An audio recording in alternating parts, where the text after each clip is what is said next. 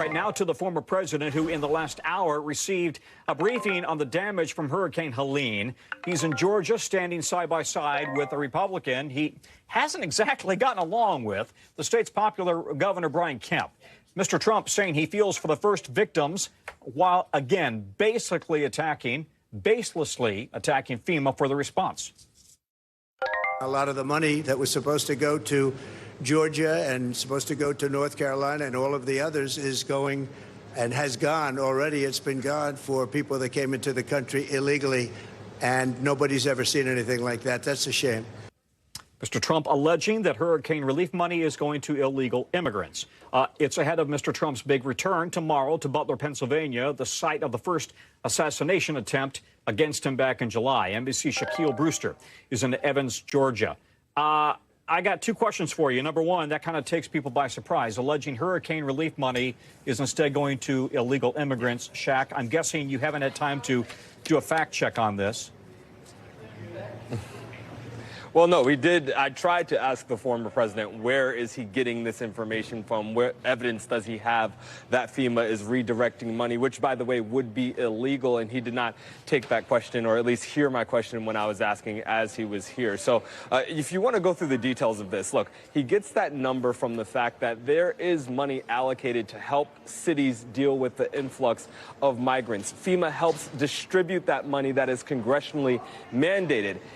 That fund is completely different than what we know to be the Federal Disaster Response Fund.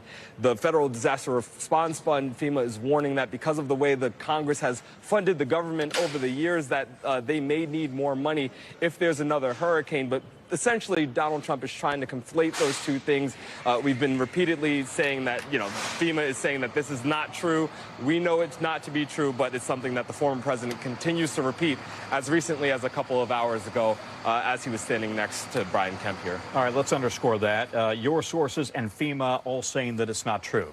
Let's look ahead to tomorrow. By the way, the former president, we understand, is in Fayetteville, North Carolina right now. And looking ahead to tomorrow, what will we see when he's back in Butler, Pennsylvania, 3 months after that assassination attempt? Is he going to feel safe? And I'm assuming the Secret Service is going to make sure that they are prepared. Yeah, let's talk first from the campaign side, because they are trying to build this understandably as a big moment for the former president.